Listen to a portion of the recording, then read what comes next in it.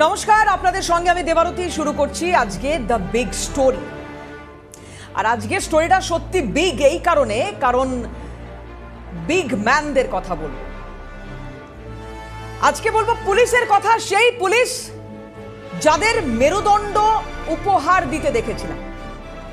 একটা নতুন জমানা চলছে এই মুহূর্তে পশ্চিমবঙ্গে, একদম নতুন আকাশ, নতুন ভোর, নতুন সূর্যোদয়। যে আকাশ, যে সূর্যোদয়ের সঙ্গে এই বাংলার মানুষ পরিচয় গত 15 বছরে পায়নি, পরিচিতি হয়নি বাংলার মানুষের। আজকে একদম অন্য একটা ছবি, নতুন একটা ছবি। এবং আজকে বললে ভুল হবে, বিগত কয়েকদিনে যদি আমরা নতুন সরকার আসার পরের ছবিটা দেখি, ক্ষমতার অলিন্দে যে পরিবর্তন আমরা দেখলাম, সেই পরিবর্তনে একদম যাকে কাণ্ডারি হিসেবে আমরা দেখছি, যার নেতৃত্বে এগিয়ে চলেছে আজকে বাংলার জনগণ এগিয়ে চলেছেন, এবং প্রত্যেকটা ডিপার্টমেন্ট যেভাবে তুড়ীয় মেজাজে কাজ করছে, যেখানে ভয় নেই, শুধুমাত্র ভরসা রয়েছে, তার নাম তো শুভেন্দু অধিকারী, আর মাথার উপরে রয়েছেন নরেন্দ্র মোদী। যাই হোক, যে কথা বলছিলাম, যে দেখুন, একটা প্রশাসন বা একটা রাজ্য চালাতে গেলে, একটা দেশ চালাতে গেলে সব থেকে গুরুত্বপূর্ণ জায়গা হচ্ছে আইন শৃঙ্খলা। সেটা যদি ঠিক থাকে তাহলে সমস্ত কিছু সম্ভব, সমস্ত কিছু। আজকের দিনে দাঁড়িয়ে যখন আমরা এই বিগ স্টোরিতে কথা বলছি, যখন আপনারা যারা এই অনুষ্ঠান দেখছেন তারাও হয়তো এটা ফিল করতে পারছেন যে আপনার বাড়ির পাশে যে কাজটা দীর্ঘদিন ধরে আটকে ছিল, আজকে তুরীয় গতিতে হচ্ছে, কারণ প্রশাসন আপনার পাশে আছে। কথা হলো এখানে দাঁড়িয়ে যে পুলিশ মন্ত্রী, আজকের যে ছবি আমরা দেখতে পাচ্ছি, আজকে পুলিশ মন্ত্রীর যে ছবি আমরা দেখতে পাচ্ছি, বিগত বেশ কিছু বছর আগে পর্যন্ত সেই ছবিটা কোথাও একটা অমিল ছিল। এই পুলিশ যারা দলদাস হয়ে কাজ করেছে, সেই ছবি আমরা দেখেছি। বারবার কেন এই ধরনের ঘটনা ঘটেছে, আজকে কথা বলবো সেটা নিয়ে। আজকে কথা বলবো, যখন আমরা কোনো প্যানেলে কারোর সাথে কথা বলছি, যখন আমরা কোনো পুলিশ কর্তাদের সাথে কথা বলছি, তখন তারা একটা কথাই বলেছে যে দেখুন, পুলিশকে ফ্রি হ্যান্ড দিতে হবে। পুলিশকে ফ্রি হ্যান্ড না দিলে কাজ করা সম্ভব নয়, যেটা মাননীয় মুখ্যমন্ত্রী শুভেন্দু অধিকারী পাক সার্কাসের ঘটনার পরে স্পষ্টভাবে বলেছিলেন যে যদি আজকের ঘটনার রিপিটেশন হয়, দুষ্কৃতীদের উদ্দেশ্যে বলছি, আমার থেকে খারাপ পুলিশ মন্ত্রী আর কেউ হবে না। একটু চলুন দেখাই শুভেন্দু অধিকারীর সেদিনের সেই বক্তব্য, তারপরে আজকে ঘটনাক্রম কি কি হয়েছে, কোথায় কোথায় পুলিশ নির্দ্বিধায় ঢুকে পড়ছে, কাদের কাদের তুলে আনছে, কি পোশাক পরিয়ে তাদেরকে তুলে আনছে, সমস্তটা দেখাবো। কিন্তু তার আগে শুভেন্দু অধিকারী, মাননীয় মুখ্যমন্ত্রী, মাননীয় পুলিশ মন্ত্রী বলছেন আমার থেকে খারাপ পুলিশ মন্ত্রী কেউ হবে না দুষ্কৃতীদের উদ্দেশ্যে। কি বলেছিলেন মনে করাই বাংলার মানুষকে, দেখুন। এখানে আমি সাডেন এসেছি, একটু আগেই আমি নগরপালকে জানিয়েছিলাম আমার এখানে গতকাল একটা অনভিপ্রেত আনফরচুনেট ইনসিডেন্ট ঘটেছে। তো হঠাৎ করে কিছু লোককে জড়ো করে ধর্মীয় স্লোগান দিয়ে পাথর ছোড়া, এটা শ্রীনগরেও বন্ধ হয়ে গেছে, আমার মনে হয় পশ্চিমবঙ্গে বা কলকাতাতে এটাও বন্ধ হওয়ার খুব দরকার রয়েছে। আমি শুধু আপিল করব, এই কাজগুলো করবেন না, এই কাজগুলো থেকে বিরত থাকুন। যদি মনে করেন আগের সরকার আছে, আগের নিয়ম আছে, আগের মতো পুলিশকে, ফোর্সকে হাত পা বেঁধে রেখে দেওয়া হবে, তাহলে কিন্তু ভুল করবেন। তো ক্লিয়ার মেসেজ, জিরো টলারেন্স এই ধরনের ভ্যান্ডালিজম, হুলিগানিজম, রাউডিজম এবং anti national, anti social activities we are not allowing. আমি পুলিশ মন্ত্রী, হোম মিনিস্টার হিসেবে লাস্ট ওয়ার্ড বলে গেলাম, একটা পুলিশের গায়ে যদি হাত পড়ে, এই সরকার তার আইন প্রয়োগ করে যতদূর যেতে হয় হবে। শুধু অ্যারেস্ট নয়, কনভিকশন করানো পর্যন্ত ক্লোজ মনিটরিং করার দায়িত্ব আমাদের থাকবে। এটা জিরো টলারেন্স। আর পার্ক সার্কাস সহ যেখানে যেখানে বিগত দিনে এই ধরনের ঘটনা ঘটিয়েছেন, আপনারাও কান খুলে শুনে রাখুন, এটা আপনাদের শেষ ঘটনা।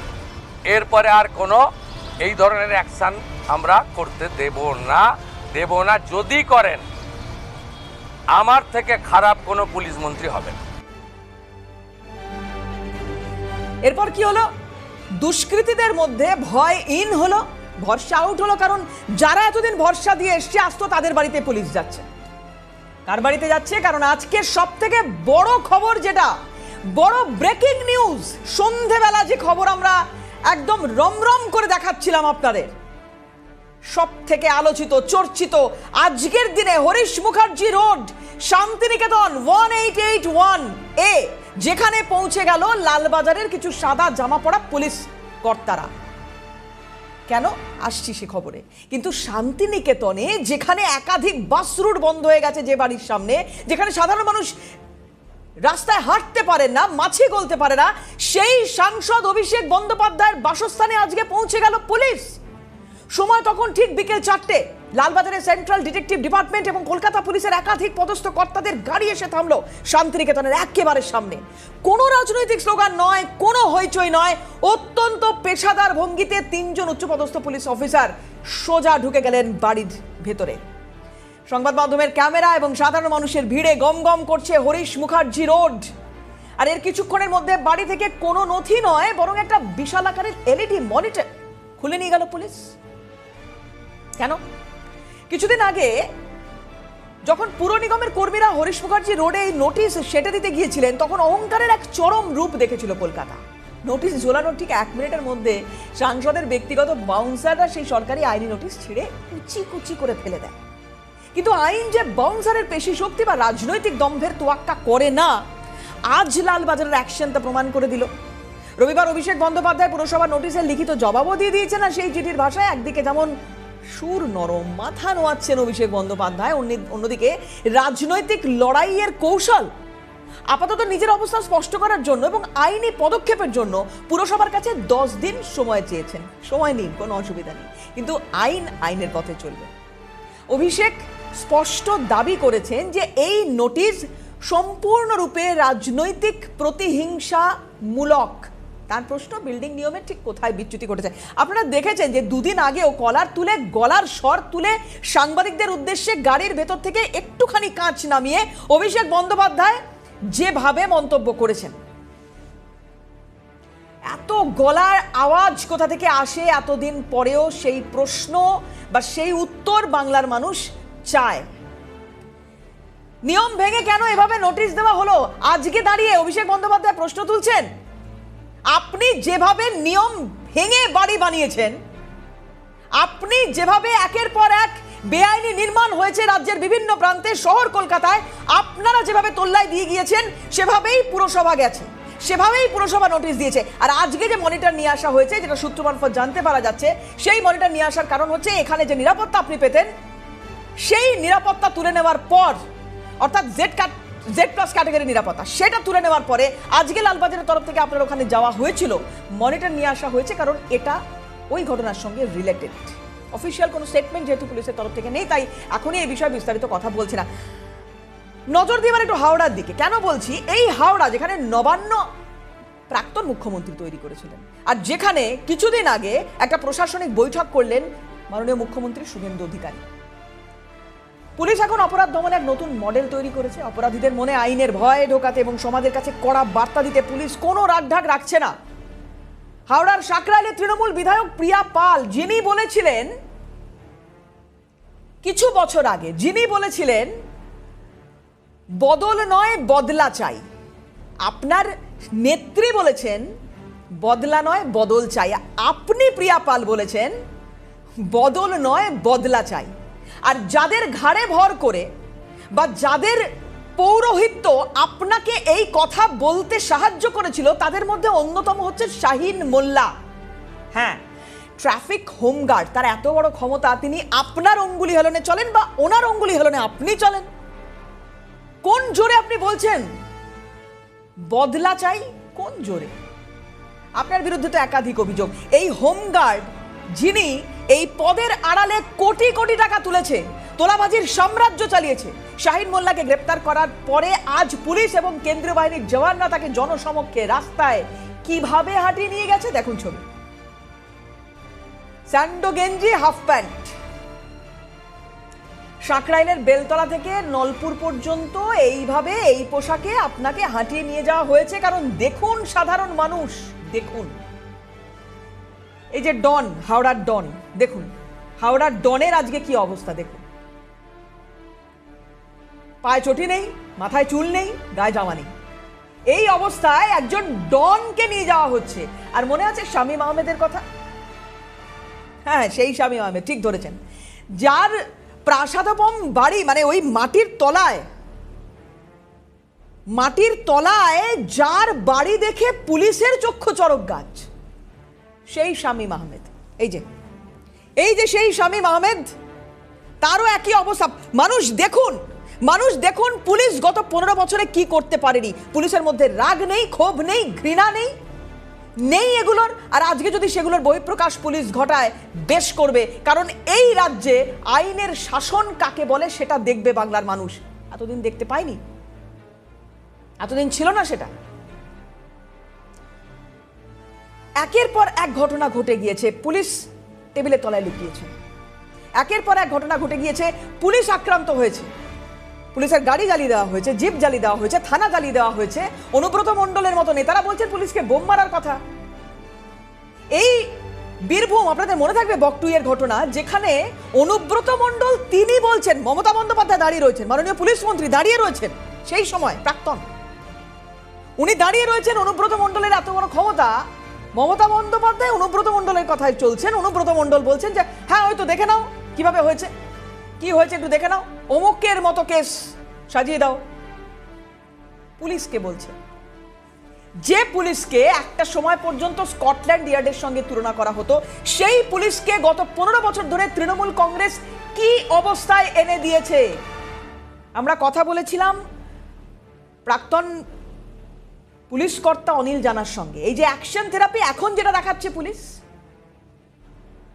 অনেক ঘটনা ঘটে গিয়েছে রাজ্যে, অনেক ঘটনা। অনিল বাবুর এক্সপিরিয়েন্স, ওনার সঙ্গে কথা বলে অনেক কিছু জানতে পারা যায়। এই গুলশান কলোনি, আপনাদের মনে আছে এই গুলশান কলোনি নিয়ে কত কথা, কত কিছু হয়েছে। এই তৃণমূল কাউন্সিলরদের মধ্যে দ্বন্দ্ব আমরা দেখেছিলাম, যে কাউন্সিলররা আজকে আর কলার তুলে ঘুরতে পারছে না এই পুলিশের জন্য।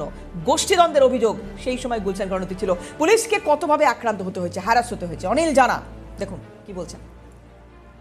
কলোনি হয়েছে, আমি তো বারবার টিভিতে বলেছি। ল্যান্ড ডিফেন্স ডিপার্টমেন্টের চার্জে কে ছিলেন? মন্ত্রী কে ছিলেন? তৎকালীন মুখ্যমন্ত্রী ছিলেন। আরবান ডেভেলপমেন্টে ছিল, আরবান ডেভেলপমেন্ট পরে গেলে তারা কি সব ঘাস কাটছিল ওখানে বসে বসে। অতখানি জমি দখল হয়ে গেল, 3 লক্ষ লোক ঢুকলো, রেশন কার্ড নেই, ভোটার কার্ড নেই, এখানে খাওয়া নিয়েছে, জমি দখল হয়েছে, জমি ভেঙে নিয়েছে। সেই আমলেই তো চোর ফেলে পালিয়ে গেছে, এসআইআর শুরু হয়েছে, জমিটাকে ভেঙে দখল নিয়েছে। এই ইকো পার্কের ওখানে সব ছেড়ে পালিয়েছে। এই রেশন কার্ড ভোটার কার্ড পাওয়া যাচ্ছে। কেন ধরা হবে না যারা এগুলো করেছে? কেস লিখে ধরা উচিত। এর জন্য 120B দিয়ে যে কারাই কনস্পিরেসি ছিল, সব ধরা পড়বে। আজকে এই পুলিশকে দেখে আমাদের সত্যি ভালো লাগার কথা, ভালো লাগছে। এটাই তো হওয়া উচিত ছবি, এটাই তো আইন শৃঙ্খলার পাঠ হওয়া উচিত, যেটা দুষ্কৃতীদেরকেও বোঝাবে যে আমার থেকে খারাপ পুলিশ মন্ত্রী কেউ হয় না। এটাই তো বোঝানোর কথা। কিন্তু এই ছবি তো আমরা দেখিনি অতীতে। কি দেখেছিলাম আপনাদের মনে আছে? তাও একবার চলুন দেখাই সেই ছবিগুলো। কারণ অতীতের ওপর ভিত্তি না করলে, লেসন না নিলে ভবিষ্যৎকে গড়া যায় না। রাজনৈতিক স্বার্থে কিভাবে ব্যবহৃত হয়েছে পুলিশ, দলদাস কেন বলা হয়েছে পুলিশকে, সেই লজ্জাজনক অধ্যায় স্মৃতির পাতা উল্টাই। চলুন দেখি কি কি হয়েছিল। 2011 সাল, রাজ্যে পরিবর্তনের পর 2012 সালের ঘটনা। তৎকালীন মুখ্যমন্ত্রী মমতা বন্দ্যোপাধ্যায়ের কালীঘাটের বাসভবনে প্রতি বছরের মতো কালী পুজোর আয়োজন হয়েছে। আর সেই পুজোয় বাংলার মানুষ দেখেছিল এক অভূতপূর্ব এবং অদ্ভুত ঘটনা, যে আইপিএস ক্যাডারের মর্যাদাকে ধুলোয় মিশিয়ে দেওয়া যায়। কলকাতার তৎকালীন পুলিশ কমিশনার, রাজ্যের অন্যতম শীর্ষ আইপিএস আধিকারিক রঞ্জিত কুমার পচনন্দা স্যার ভালো আছেন? মনে পড়ে কি করেছেন? নিজের গায়ে থাকা সরকারি পুলিশের উর্দি পরা অবস্থাতে খালি পায়ে মুখ্যমন্ত্রীর বাড়ির উঠোনে পুজো তদারকি করেছেন আপনি? 2019 সালের ভাইফোঁটায় একটা ভিডিও সোশ্যাল মিডিয়া ভাইরাল, তখন সাধারণ মানুষের চোখ সর্ষে ফুল দেখছে তারা। ভিডিওতে দেখা যায় মুখ্যমন্ত্রীর বাড়িতে রাজ্যের আইন শৃঙ্খলা রক্ষা করার ডিউটি করতে যাননি আইপিএস অফিসার, বরং তারা সারিবদ্ধভাবে দাঁড়িয়ে বসে হাতে প্রসাদের থালা নিয়ে দেখভাল করছেন। বাহ রে পুলিশ, বাহ, কি করা হয়েছে, কি করা হয়েছে। আরো একটা ঘটনা চলুন মনে করাই, আরো একটা ঘটনা। এটা না বললে অনেক কিছুই ঢাকা পড়ে থাকবে। সবচেয়ে কলঙ্কিত ঘটনা বলবো নাকি আরো অন্য কিছুর সঙ্গে টালি করব সেটা হয়তো সময় বলবে, কিন্তু 2019-এর 28শে অগাস্ট দীঘা সফর, সেই সময় মাননীয় পুলিশ মন্ত্রী সমুদ্রের মনোরম সৈকত সেখানে বসে আছেন, তার সামনে হাত জোর করে দাঁড়িয়ে আছেন রাজ্যের তৎকালীন আইজি পশ্চিমাঞ্চল রাজীব মিশ্র এবং রাজ্যের নিরাপত্তা অধিকর্তা বিনীত গোয়েল, যার মেরুদণ্ড এই কিছুদিন আগে জুনিয়র ডাক্তাররা তাকে তুলে দিয়েছে। মুখ্যমন্ত্রী একটা খোলা কেকের বাক্স থেকে এক টুকরো কেক তুলে বিনীত গোয়েলের মুখে খাইয়ে দিলেন। আহারে, আর তার খাওয়া সেই কেকের অবশিষ্ট অংশ দেখুন, দেখুন ছবি। যখন পাশে দাঁড়িয়ে থাকা আইপিএস রাজীব মিশ্রের দিকে বাড়িয়ে দিচ্ছেন, রাজীব মিশ্র কোনো দ্বিধা করছেন না, উচ্ছিষ্ট কেকটি মুখে পুড়ে নিয়ে টুক করে প্রণাম করে দিচ্ছেন পুলিশ মন্ত্রীকে। উর্দি পরে পুলিশ মন্ত্রীকে প্রণাম করছেন একজন আইপিএস অফিসার যিনি ভারতীয় সংবিধানের নামে শপথ নেন। তিনি যখন একজন রাজনৈতিক নেত্রীর উচ্ছিষ্ট খেয়ে পায়ে পড়েন, পায়ে হাত দেন, তখন বুঝতে হবে পুলিশ প্রশাসন কতটা মাথা নিচু করে ফেলেছিল। আর পুলিশের এই রাজনৈতিক ব্যবহার তার শিকড় অনেক গভীরে, অনেক গভীরে। এবার খুব স্বাভাবিক ব্যাপার যে তৃণমূল জমানাতেই কি পুলিশের এই অধঃপতন? যে বন্ধুরা, বামেরা, কমরেডরা এই মুহূর্তে এই অনুষ্ঠান দেখছেন, তাদের কাছে প্রশ্ন রাখি, আপনারা কি কম কিছু করেছেন? কি করেছেন তার একটা পরিসংখ্যান, একটা তথ্য তো দেব। জ্যোতি বসুর জমানা, বামফ্রন্ট সরকারের আমল, সেই সময় পুলিশ প্রশাসনের ক্ষেত্রে অত্যন্ত ঘটনাবহুল ছিল। কেন? পুলিশ ইউনিয়নের উত্থান এবং পতন এ রাজ্যের রাজনৈতিক ইতিহাসে এক বিরাট বড় ঘটনা এবং গুরুত্বপূর্ণ অধ্যায়। পশ্চিমবঙ্গে পুলিশ কর্মীদের সংগঠিত হওয়ার ইতিহাস বেশ পুরনো। 1977 সালে বামফ্রন্ট সরকার ক্ষমতায় আসার পর নন গেজেটেড পুলিশ কর্মসংস্থান সমিতি সরকারি স্বীকৃতি পায়, কিন্তু ক্ষমতার রাজনীতি যেখানে ঢোকে সেখানে শৃঙ্খলা বজায় রাখা কঠিন হয়। ধীরে ধীরে এই পুলিশ ইউনিয়ন একটি সমান্তরাল প্রশাসনে পরিণত হয়। ইউনিয়নের নেতারা নিজেদের অফিসারদের চেয়েও শক্তিশালী ভাবতে শুরু করে। কনস্টেবলরা অনেক সময় অ্যাসিস্ট্যান্ট কমিশনার বা ডেপুটি কমিশনারদের নির্দেশ মানতে অস্বীকার করতেন, কারণ তাদের মাথার উপরে ছিল রাজনৈতিক ইউনিয়নের হাত। এর চরম রূপ দেখা গেল 1982 সালে। তিলজলা কসবা থানায় পুলিশ কর্মীদেরই একটি বড় গোষ্ঠী ভয়াবহ তাণ্ডব চালালো। তারা নিজেদের সিনিয়র অফিসারদের ধরে মারধর শুরু করলো, থানায় আগুন ধরিয়ে দিল। আর এই নজিরবিহীন শৃঙ্খলা ভঙ্গের ঘটনায় স্তম্ভিত হয়ে গেল গোটা রাজ্য। 1982 সালের সেই তাণ্ডবের পর জ্যোতি বসু অত্যন্ত কঠোর অবস্থান নিলেন। তিনি অত্যন্ত দৃঢ় হাতে সেই ইউনিয়ন নিষিদ্ধ এবং নিষ্ক্রিয় করার প্রক্রিয়া শুরু করেন। হিংসার সঙ্গে যুক্ত থাকার অভিযোগে কয়েকশো পুলিশ কর্মীকে চাকরি থেকে বরখাস্ত করা হয়, বহু পুলিশ কর্মীকে গ্রেপ্তার করা হয়। তবে ইউনিয়ন ভেঙে দিলেও পুলিশ কর্মীদের ক্ষোভ প্রশমিত করতে জ্যোতি বসু একটি বিকল্প অরাজনৈতিক ব্যবস্থা করেছিলেন। তিনি গঠন করেছিলেন পুলিশ ওয়েলফেয়ার বোর্ড। আর যে বোর্ডের কোনো প্রয়োজনীয়তা নেই বলে এই মুহূর্তে সেই বোর্ড ভেঙে দিলেন নতুন মুখ্যমন্ত্রী শুভেন্দু অধিকারী। প্রয়োজন নেই, কোনো প্রয়োজন নেই, পুলিশের মতো কাজ করুক, পুলিশ বুঝে নেবে পুলিশের কিসে ওয়েলফেয়ার। আলাদা করে এর কোনো প্রয়োজন নেই। বড়সড় সংস্কারের ডাক দিয়েছেন শুভেন্দু অধিকারী। তৃণমূল জমানায় এই বোর্ডটি আদতে একটি নির্দিষ্ট রাজনৈতিক দলের শাখা সংগঠনে পরিণত হয়েছিল, কারণ মমতা বন্দ্যোপাধ্যায় বলেছেন আমার মতো বড় বামপন্থী কেউ নেই। এবং সেই জায়গায় দাঁড়িয়ে তাহলে এটা আমরা ধরে নিতে পারি বামেদের লিগাসি বহন করে চলেছিল তৃণমূল কংগ্রেস, আর সেই কারণে আজকে পুলিশের এই অবস্থা। আমরা কথা বলেছিলাম প্রাক্তন পুলিশ কর্তা অরিন্দম আচার্যের সঙ্গে। কি চাইছেন রাজ্যের মানুষ, কি দেখবেন? একটা নতুন ভোর তো এসেইছে, কিন্তু পুলিশ কিভাবে কাজ করবে, কি হওয়া উচিত? অরিন্দম আচার্য তিনি যথেষ্ট আশাবাদী, কারণ মুখ্যমন্ত্রী তথা পুলিশ মন্ত্রী শুভেন্দু অধিকারী। দেখুন কি বলছেন। যে চাকু দিয়ে ডাকাতরা গৃহস্বামীর বাড়িতে গিয়ে যদি টাকা না দেয় তাকে যেমন খুন করে দেয় চাকু দিয়ে, সেই চাকুটা দিয়ে কিন্তু আবার ডাক্তাররা মুমূর্ষু রোগীর জীবন দেয়। কিন্তু চাকুর তো কোনো দোষ নেই, চাকুর প্রয়োগের ক্ষেত্রে প্রয়োগ কে কিভাবে প্রয়োগ করছে। একই পুলিশ, একই আইপিএস, একই ডাব্লিউবিসিএস অফিসার, একই সাব ইন্সপেক্টর, ইন্সপেক্টর। আজ আগের যে মুখ্যমন্ত্রী ছিলেন পুলিশকে সম্পূর্ণভাবে যেমন ইনঅ্যাক্টিভ করে রেখেছিল, তেমনি কিছু সংখ্যক পুলিশ কিন্তু দলদাসে পরিণত হয়েছে। যেমন আজকে ওই আমাদের ক্যালকাটা পুলিশের যে শান্তনু সিনহা বিশ্বাসের কথা বলছে, এটা নক্কারজনক ঘটনা। কিন্তু শুধু তা তো নয়, তার আন্ডারে যে সমস্ত ছিল হোল ওয়েস্ট বেঙ্গলের বিভিন্ন জায়গায় আমরা দেখেছি যে অনেক ক্ষেত্রে অনেক পুলিশ অফিসার কাজ করার ইচ্ছা যেটা ছিল, স্পিয়ার, সেটা যেমন পারেননি, তাদের পানিশমেন্ট দিয়ে দেওয়া হয়েছে। আবার ঠিক তেমনি কিন্তু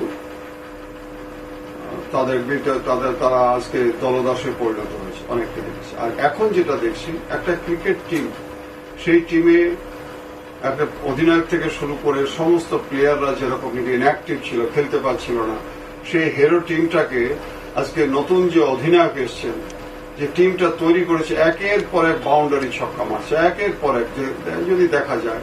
অতএব এক্ষেত্রে আমার মনে হচ্ছে যে নতুন যে প্রেজেন্ট গভর্নমেন্ট এলেন, 9 তারিখের পর থেকে যে কাজগুলো উনি শুরু করেছেন, মিস্টার শুভেন্দু অধিকারী, এটা হচ্ছে গিয়ে লক্ষ লক্ষ কোটি কোটি মানুষের মনের বাসনা।